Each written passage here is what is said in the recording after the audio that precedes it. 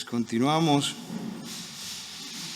y ahora Marisa nos va a compartir la meditación de hoy, que seguimos meditando sobre la carta de Pedro, la segunda. Vamos a leer capítulo 1, de 12 a 16. Me ha encargado Marisa que lea el texto. Y entonces vamos allá. Escribe el apóstol Pedro: por esto yo no dejaré de recordaros siempre estas cosas, aunque vosotros las sepáis y estéis confirmados en la verdad presente, pues tengo por justo, en tanto que estoy en este cuerpo, el despertaros con amonestación, sabiendo que en breve debo abandonar el cuerpo, como nuestro Señor Jesucristo me ha declarado. También yo procuraré con diligencia que después de mi partida vosotros podáis en todo momento tener memoria de estas cosas, porque no os hemos dado a conocer el poder y la venida de nuestro Señor Jesucristo siguiendo fábulas artificiosas, sino como habiendo visto con nuestros propios ojos su majestad. Dejamos a Marisa entonces que nos comparta. Hola, buenas tardes. Bueno, estaba pensando cómo introducir este texto y me acordé de una película, no sé si habéis visto alguna película de Piratas del Caribe, pero hay uno que es el de las cabezas cortadas, la isla de las cabezas cortadas, que habla de los piratas que se están peleando por un mapa que hay para encontrar un gran tesoro, ¿no? Y un tesoro que está escondido en una cueva ahí oscura. Entonces ellos están luchando entre ellos para conseguir este mapa porque les va a llevar a encontrar algo maravilloso. Y bueno, esto es lo que está diciendo Pedro. Si os acordáis el día anterior, como estaba hablando de todas las cosas que el Señor nos ha dado, es un gran tesoro que tenemos, ¿no? Y Pedro está diciendo que los creyentes tenemos aquí, por el poder de Dios, un tesoro que es maravilloso y además que nos lo da, es gratis por su poder, nos lo ha dado a cada uno de los que hemos creído. Y dice que en Él, en Jesús, están todas las riquezas, todas las cosas que pertenecen a la vida y a la piedad, nos las ha dado el Señor, un gran tesoro. Y bueno, pues son cosas valiosísimas, importantes, y además dice que no solamente que nos ha dado algunas cosas, sino todas las cosas, porque nuestro Dios es espléndido, es generoso y nos da aún más allá de lo que podemos entender siempre en nuestras vidas, ¿no? Entonces, tenemos un gran tesoro. Yo pensaba en Pedro cuando Jesús le da la gran comisión después de haberle negado, cuando tiene esa conversación íntima con él.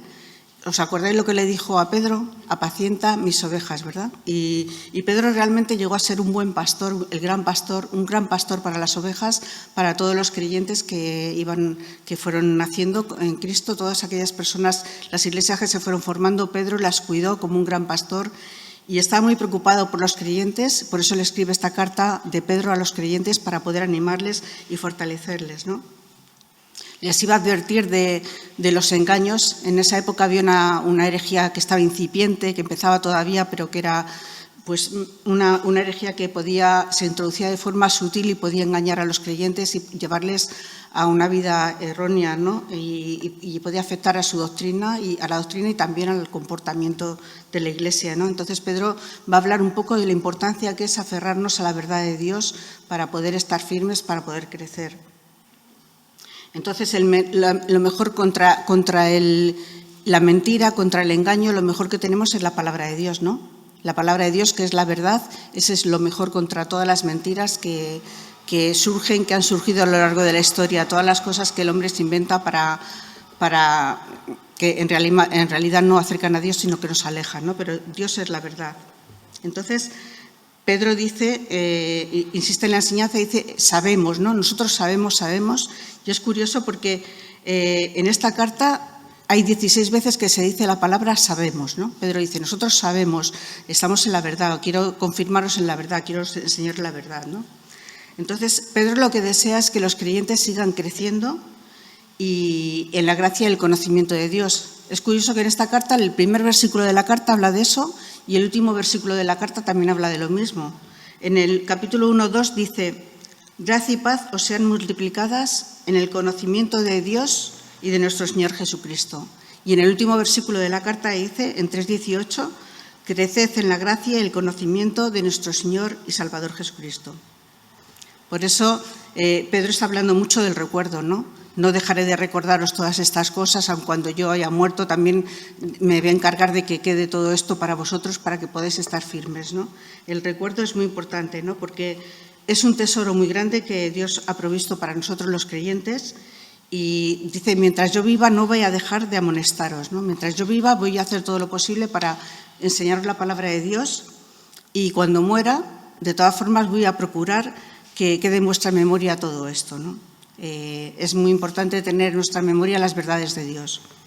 Y bueno, pues Pedro va a decir cosas que están en su corazón, que son muy importantes y que van a quedar reflejadas aquí en la carta y de otra manera en el Evangelio de Marcos, que él no lo escribió, pero lo escribió Juan Marcos, pero Pedro fue el que le explicó todas las cosas a Juan Marcos, ¿no? Entonces él fue el que le contó todo lo que había pasado. Entonces él iba a dejar estas verdades escritas para ellos y para nosotros también, ¿no? Dice el versículo 12, no dejaré de recordaros siempre. Dice, aunque vosotros las sepáis y estéis afirmados en la verdad que habéis recibido, ¿no? Bueno, quiere recordarles la verdad del Evangelio, como os he dicho, ¿no? Que estuvieran firmes en el Señor, porque hay peligros, ¿no? Hay peligros, esta herejía que está incipiente, hay muchos peligros y por eso recordar bien la palabra de Dios, ¿no? Hoy en el siglo XXI, pues también, ¿no? Vivimos en un mundo que es hostil al Señor y hay muchas cosas que se levantan contra lo que es la palabra de Dios. Y por eso, en la primera carta que escribió Pedro, ¿sabéis lo que dijo? Dijo, tenéis que desear como niños recién nacidos la leche espiritual para que por ella crezcáis para salvación. Así que necesitamos desear esa palabra de Dios, aunque ya la sepamos. Pedro iba a repetirlas aunque la supieran, pues tenemos que tener este deseo de recibirla como un niño desea la leche para poder crecer, ¿no? Podemos caer a veces en la tentación de decir, bueno, yo ya sé mucho, ¿no? Ya que voy a poder aprender con todo lo que sé en mi vida, con toda la experiencia que tengo como creyente, pero realmente sí que necesitamos recordar, pensar la palabra de Dios, meditarla, remeditarla otra vez, ¿no? Porque hay asechanzas, ¿no? Dice Pedro, el apóstol Juan dijo en una ocasión que el ministerio de la iniquidad ya está presente, ¿no? Y este ministerio de la iniquidad está presente y en el siglo XXI sigue creciendo, ¿no? Hasta el final, que cada vez será más, ¿no? Entonces, la maldad sigue adelante y la oposición a Dios, entonces necesitamos fuertemente la palabra de Dios, ¿no? Seguirán surgiendo falsos maestros y por eso necesitamos estar firmes en lo que el Señor nos enseña, ¿no? Estos falsos maestros que dice que se meten de forma disimulada, que casi ni nos damos cuenta, ¿no? E incluso dentro de la Iglesia pueden surgir gente que quiera alejarnos de la verdad, pues ellos han elegido un camino destructivo, ¿no? Y que puede destruir a los creyentes. Por eso nosotros tenemos que estar muy firmes, ¿no? Y Pedro lo que quiere hacer es estimularle con esos recuerdos que tiene él del Señor, ¿no? Y para que estén cerca del Señor, ¿no? El apóstol Pablo también dijo algo muy parecido, ¿no? Aunque los creyentes sabían todas las cosas, los creyentes de Filipos sabían todas las cosas, que Pablo les escribe a la iglesia de Filipenses y les dice, en capítulo 3, versículo 1, a mí no me es molesto el escribiros otra vez lo mismo. ¿Ves? No me es molesto escribir lo mismo y para vosotros es motivo de seguridad. Luego, en los versículos 13 y 14 que hemos leído, dice que mientras yo esté en este mundo, considero que es mi obligación llamaros a la atención con mis consejos, porque yo sé que muy pronto tengo que abandonar el cuerpo, como el Señor ya me ha dicho, y haré todo lo posible para después asegurarme de que lo tengáis, como os he comentado, ¿no? Así que él considera que lo hace porque es una obligación que tiene delante del Señor. Él, como pastor, como persona que amaba a los creyentes profundamente, tenía esa obligación de poder estimularles con el recuerdo de las cosas del Señor, de la vida cristiana. Y en el capítulo 3 dice, en el capítulo 3:1 dice, amados, esta es la segunda carta que os escribo. Sabéis que Pedro escribió anteriormente otra carta. Dice, esta es la segunda carta que os escribo y en ambas he apelado a los recuerdos para despertar en vosotros vuestra recta manera de pensar. O sea, que él lo repite otra vez, ¿no? Pedro ya es mayor, ya sabe que pronto le queda muy poco tiempo de estar en este mundo y quiere aprovechar el tiempo, ¿no? Le queda el tiempo limitado, ¿no? Y dice, como el Señor mismo me ha dicho. ¿Os acordáis que Jesús le dijo a Pedro que iba a morir? ¿Y os acordáis cómo se lo dijo? Pues en el capítulo de Juan lo relata, ¿no? En el capítulo 21, 18 y 19, y dice: te aseguro que cuando eras más joven te ceñías la túnica dispuesto a ir donde querías, pero cuando seas viejo tendrás que extender tus manos y otro te ceñirá la túnica y te llevará a donde no quieras. Igual cuando Pedro está diciendo que ya me queda poco, ¿no? Tengo que abandonar el cuerpo, seguramente que recordaba esas palabras de Jesús que le dijo, ¿no? Llegará un día en que alguien te ceñirá y tendrás que ir a donde no quieres. Realmente Pedro murió mártir, ¿no? Por el Señor. Fue hacia el año 68, más o menos, en la época de Nerón, y él escribió esta carta no mucho antes de que ocurriera esto, ¿no? Entonces, seguramente recuerda estas palabras de Jesús, pero es posible que también el Señor de alguna manera especial le hubiera mostrado esa realidad de que ya pronto iba a ir a su presencia, ¿no? Que ya se acababa su carrera como creyente, y entonces él se dispara en su deseo de poder enfatizar esto que quiere para los creyentes, para su bien, ¿no? Y así sería, porque esta epístola que escribe va a quedar en manos de los creyentes que reciben la carta, y luego, como he dicho antes, también quedaba el Evangelio de Marcos. Seguramente igual estaba pensando en el Evangelio de Marcos, porque él fue el que influyó en Juan Marcos para escribir todas las cosas. Bueno, dice que debo abandonar este cuerpo, y la palabra que se utiliza en el Nuevo Testamento aquí, Pedro, para cuerpo, es la idea de una tienda de campaña, ¿no? Es una tienda de campaña que de pronto hay que cambiarla de lugar, ¿no? Que se deja. Entonces, es como esa tienda de campaña, nuestra habitación temporal, ¿no? Es como una tienda que la dejamos y vamos a otro sitio mejor, ¿no? Y bueno, Pablo también decía algo parecido, ¿os acordáis? En la carta de Corintios, en la segunda carta, el capítulo 5, versículo 1, dice: sabemos que si se deshace la casa terrenal, esta tienda, que es nuestro cuerpo, Dios nos tiene preparado en los cielos un edificio, una casa eterna, no hecha de manos humanas. Así que el cuerpo es como esa tienda que dejamos, ¿no? Que se cambia de lugar para ir a otro lugar ya mejor, ¿no? Y bueno, remover la tienda de campaña es como eso, ¿no? Que se marcha, ¿no? Y es la partida de este mundo, esta forma de vida, para un mundo mejor, para entrar en el reino de nuestro amado Señor Jesucristo, para el reino de Jesús, para estar con Él para siempre. El Señor nos tiene preparados lugares en su casa, y un día pues dejaremos esta tienda para ir a la presencia del Señor y disfrutar para siempre con Él. Y también dice, habla de la partida, ¿no? Dice que tiene que partir después de mi partida. ¿Y qué quiere decir con mi partida? La partida es como la salida, ¿no? De este cuerpo para ir al Señor. Y es una palabra que se utilizaba también en el Antiguo Testamento. Y en la transfiguración, ¿os acordáis la historia de la transfiguración que vieron algunos discípulos, entre ellos Pedro? Y estaban allí en el Monte Santo y de pronto aparece el Señor, Moisés y Elías están hablando con Jesús. ¿Os acordáis la conversación que tenían? Es emocionante pensar que podemos saber de qué estaban hablando. Estaban hablando de la partida del Señor. Utilizaba esta misma palabra, ¿no? La partida, porque el Señor pronto se iban a precipitar los acontecimientos de la cruz. Jesús iba a morir y iba a ir a la presencia de Dios de donde había venido, ¿no? Entonces, la partida. Pedro también pensaría en esto, ¿no? Yo parto, me voy, porque voy con mi Señor también, ¿no? Si nosotros supiéramos que nos queda muy poquito tiempo de vida, ¿cuál sería nuestra prioridad? Seguramente que alguna vez lo habéis pensado, ¿no? Pero fijaros aquí, Pedro, la prioridad de Pedro, ¿cuál era en estos momentos? Pues edificar a su pueblo, edificar a los creyentes. Lo que más le preocupaba es que los creyentes estuvieran firmes en el Señor, creciendo en el Señor, que no se alejaran, que no fueran engañados, que tuvieran la palabra escrita para que estuvieran firmes siempre, ¿no? Aun cuando Él no estuviera. Y dice que lo hace con diligencia, ¿no? No es una cosa que hace bueno, sino que lo hace con mucha diligencia, sabiendo que queda poco tiempo y que es importante lo que quiere hacer, ¿no? Pedro era apóstol y tenía esa responsabilidad, ¿no? De poner el buen depósito, y ellos, los apóstoles, dejaron las Escrituras para nosotros y para los creyentes antes de nosotros, ¿no? Pero ellos guardaban el buen depósito. Pablo, también el apóstol, nos dejó un montón de textos de las Escrituras que tenemos.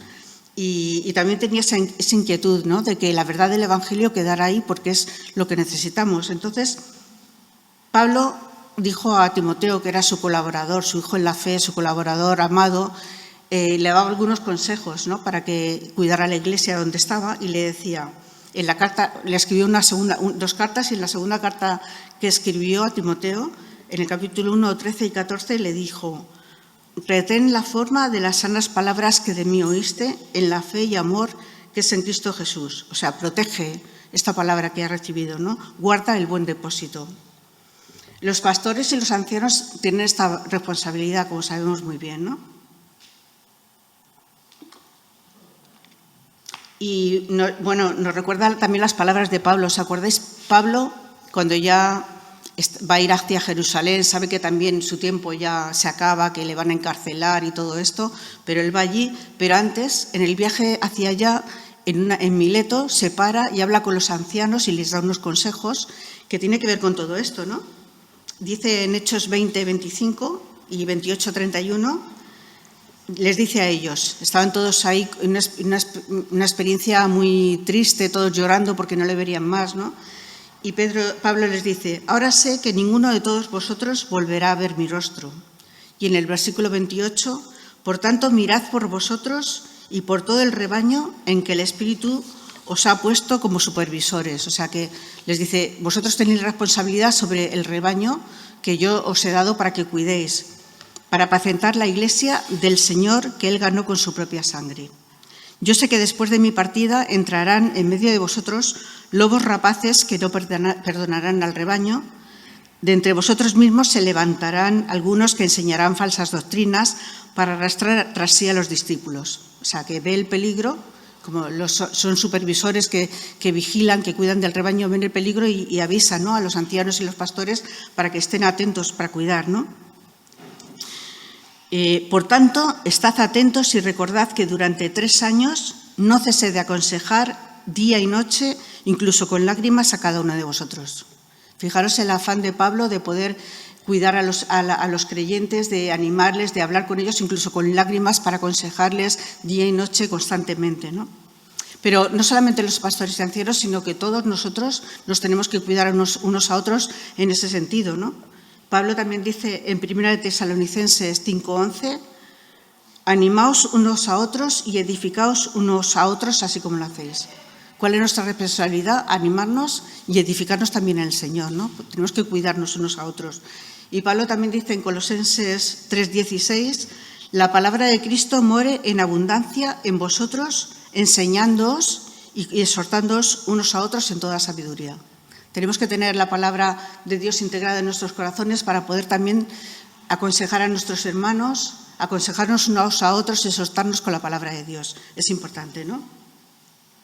Y ahora Pedro va a pasar a otro plano, va a decir, bueno, todo esto que os estoy diciendo, este tesoro que tenéis, que es tan importante, que yo estoy cuidando tanto de que podéis tener, no es una tontería, no es una mentira. Y entonces va a empezar a decir que lo que dice es verdadero y que tienen que afirmarse en ello porque es la verdad, no son mentiras inventadas por los hombres. Y habla pues un poco de la experiencia que tuvieron en el Monte de la Transfiguración, y más adelante empezará a hablar también de cómo los profetas testificaron de esa palabra, ¿no?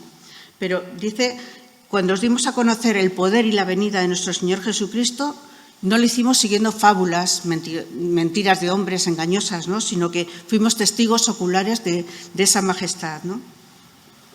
Así que Pedro lo que está diciendo es, tened en cuenta que lo que os estoy diciendo es la verdad, es la verdad. La predicación de los apóstoles está basada en hechos reales.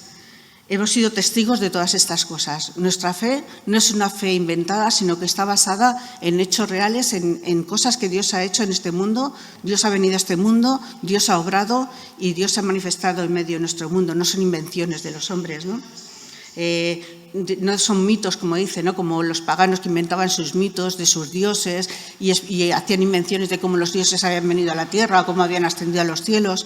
No, porque esto es una realidad, ¿no? No son sistemas religiosos que se ha inventado el hombre, como este movimiento gnóstico que empezaba a meterse en la vida de la sociedad y de las iglesias antes, ¿no? El poder y la venida de nuestro Señor Jesucristo es fidedigno y está basado en la realidad. No tenemos una fe del carbonero, tenemos una fe firme en la que Dios ha hablado directamente y en la que Dios ha manifestado. Dice que hemos visto su poder, ¿no? Su poder y la venida, ¿no? Entonces, la palabra para poder, como ya sabéis muchos, es dinamis, que es dinamita, ¿no? El poder de Dios, que tiene tanto poder como para romper la roca y para transformar corazones y cambiar sociedades, ¿no? El poder de Dios. Y ellos pudieron ver el poder de Dios sobre todo en la vida de Jesús, ¿no? Sus milagros, sus palabras, todo lo que hacía, ¿no? Eso, vieron su poder, pero también la venida del Señor, y pensando un poco en la venida que Él volverá otra vez, ¿no? Él ha prometido que volverá. ¿Os acordáis otra vez en la transfiguración? En la transfiguración no. Quería decir primero la transfiguración, perdón. La transfiguración que Pedro experimentó era como un poco de anticipo de la venida del Señor, ¿no? Y sirvió de ayuda para ellos en momentos en que se le iban a presentar cosas difíciles, porque se venía ya la muerte del Señor, ¿no? Entonces la transfiguración lo permitió el Señor que lo vieran unos poquitos para reafirmar su fe y ayudarles, ¿no? Entonces el Señor dijo: de cierto os digo que hay algunos de aquí que están aquí que no gustarán la muerte hasta que hayan visto el reino de Dios venido con poder, dice el Evangelio, ¿no? Entonces han visto en la transfiguración, han visto el reino de Dios con poder, ¿no? Porque han visto cómo el cielo se ha abierto y cómo la gloria de Dios se ha manifestado en medio de ellos, ¿no? Es como ver un poco la venida, la aparición del Señor, ¿no? Y la segunda venida también Jesús mismo la predijo, como sabéis, en muchas ocasiones, y los ángeles también lo predijeron, ¿no? Cuando los discípulos estaban ya despidiendo al Señor en Galilea y de pronto se quedan mirando porque ven que Jesús desaparece y va a la gloria, va a la presencia de Dios, pues en Hechos 1, 10 y 11 nos comenta que mientras ellos contemplaban su ascensión, se pusieron a su lado dos hombres con vestiduras blancas y les dijeron: Galileos, ¿qué hacéis parados mirando vosotros al elevado cielo? Vendrá del mismo modo que le habéis visto ir. Así que los discípulos esperaban cada día la vuelta del Señor. Y nosotros también tenemos que esperar cada día, que puede ser que el Señor venga, ¿no? Hoy puede venir, mañana puede venir, ¿no? Estamos esperando porque el Señor lo ha prometido, ¿no? Que así como se ha ido, volverá. Y estamos esperando su venida. Bueno, este hecho de la transfiguración sucedió seguramente, en los picos del Monte Hermón, ¿no? Algunos dicen que es otro monte, pero seguramente dicen que fue allí, que está cerca del mar de Galilea, al nordeste, y a una altura de 2.804 metros. Jesús seguramente no subiría tanto, pero estarían en un lado de la montaña y allí ocurrió lo que ocurrió, ¿no? Que el Señor se manifestó su gloria y lo pudieron ver los discípulos, ¿no? Dice que la vieron cuando estábamos con Él en el Monte Santo. ¿Por qué dice que es el Monte Santo? Porque cuando Dios se manifiesta es algo, ya quedas como santo, ¿no? La presencia de Dios se ha manifestado. Igual que cuando el Señor llamó a Moisés en el monte Horeb, ¿no? Quita los zapatos de tus pies porque el lugar donde estás es santo porque yo estoy allí, ¿no? O cuando estaban en el Sinaí, que los judíos no podían acercarse porque estaba ahí la presencia de Dios, ¿no? Era un lugar santo, ahí se manifestaba la presencia de Dios. Pues en el Monte Santo nosotros vimos su gloria, ¿no? Estábamos allí, ¿no? Dice Pedro, estaban Pedro, Jacobo y Juan, eran de los principales que estaban casi siempre con Jesús en las cosas importantes, ¿no?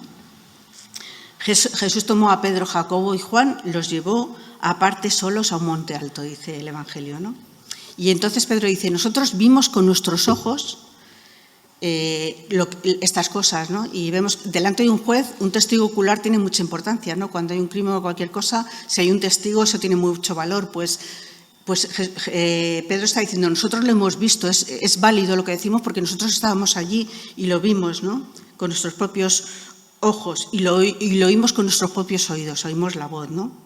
Fueron testigos de la majestad de Dios, o sea, de toda la gloria de Dios, y oyeron, dice que oyeron la voz desde la magnífica gloria, o sea, desde la presencia de Dios, la misma presencia de Dios, la magnífica gloria, vino una voz y escucharon la voz del Padre que estaba honrando y dando la gloria al Hijo, diciendo: este es mi Hijo amado, ¿no? En el cual tengo complacencia, como sucedió también cuando fue bautizado, ¿os acordáis?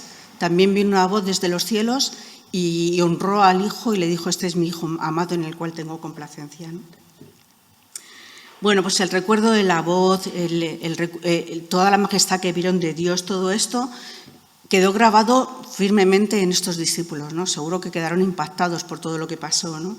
Su fe fue afirmada y además un poco antes de que Jesús fuera a sufrir tanto, pues era como una fortaleza, ¿no? Aunque cuando llegó el momento de la cruz decayeron, ¿no? Pero bueno, después eso les ayudó a no perder la fe, porque el Señor también le dijo a Pedro: yo he rogado a ti que tu fe no falte, ¿no? Y el Señor iba dando fuerzas para que pudieran seguir adelante. Y nosotros también tenemos la fuerza, ¿no?, de la palabra de Dios y del Señor obrando en nuestras vidas. Me gusta lo que ha dicho Marcelo, ¿no?, de que como el Señor nos ha elegido a cada uno y el Señor nos va fortaleciendo con su palabra y va trabajando en nuestras vidas, ¿no? Bueno, vieron el esplendor de Dios, su majestad y toda la voz, ¿no? Pues quedaron impactados y llegaron a ser fieles siervos de Dios, ¿no? Jacobo, ¿os acordáis que muy pronto fue martirizado, murió por el Señor? Pedro también llegaría a morir por el Señor, ¿no? Y Juan escribió en su evangelio, el último evangelio que se escribió, ya casi al final, dice, en el capítulo 1, versículo 14, dice que vieron la gloria de Dios. Aquel verbo fue hecho carne y habitó entre nosotros y vimos su gloria, gloria como del unigénito del Padre. Vieron la gloria de Dios en su vida, en la transfiguración, en todas las cosas, ¿no? Así que Pedro insiste también, ¿no?, en esto que hemos leído, que recibió del Padre honra y gloria y le fue enviada desde la magnífica gloria una voz que decía: este es mi Hijo amado en el cual tengo complacencia. Y nosotros oímos esta voz enviada del cielo cuando estábamos con Él en el Monte Santo, ¿no? Esto les daría convicción, ¿no?, y fortaleza en esos momentos para más adelante. Y también este hecho que queda reflejado y que queda reflejado para nosotros en las Escrituras también puede ser de fortaleza para ver qué grande es nuestro Dios, que nuestro Dios es real en momentos de presión, en momentos de pruebas, en momentos de dudas, ¿no? Tenemos un Dios que es real, ¿no? Así que yo creo que podemos confiar en eso. ¿Os acordáis la introducción del Evangelio de Lucas? Dice en Lucas 1, 1-3, muchos son los que han intentado escribir una historia ordenada de los hechos que ciertamente han acaecido entre nosotros, tal como nos lo transmitieron quienes desde el principio los vieron con sus propios ojos. ¿Ves? Lucas hace algo que es cierto, ¿no? Es una historia ordenada de lo que ciertísimamente ha acontecido y que nos lo han transmitido, que nos lo han visto con sus propios ojos. Y fueron ministros de la palabra, los apóstoles. Así que yo creo que tenemos que valorar el gran tesoro que tenemos, que no tenemos que buscarlo, sino que Dios nos lo da gratis, generosamente, y hemos de afirmarnos en la palabra de Dios, ¿no? Retenerla, guardarla, usarla para ayudar a nuestros hermanos y filtrar todas las cosas a la luz de la palabra de Dios, para poder estar protegidos contra el error y para poder perseverar y continuar en nuestra carrera cristiana hasta que el Señor nos diga: ya llega tu partida, ¿no? Y mientras tanto que podamos cumplir también nuestra comisión. Pues muchas gracias, Marisa. Pues antes de entrar, me llegó un WhatsApp de Eric y me ha encargado de saludarles. Ya enseguida vamos a orar por lo que están haciendo allí. Ellos están en la convención de la FIEIDE y entonces nos manda saludos y me ha explicado que todo se va desarrollando bien, así que damos gracias. Enseguida vamos a orar por ese tema. Bienvenido si te has unido a último momento. Ahora empezamos a reaccionar en oración.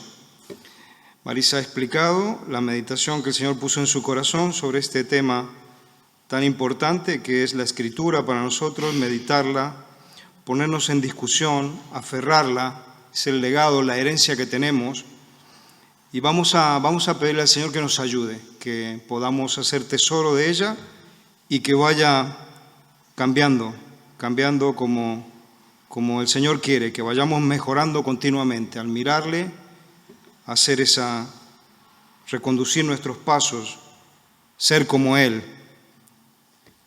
Vamos a reaccionar a la meditación.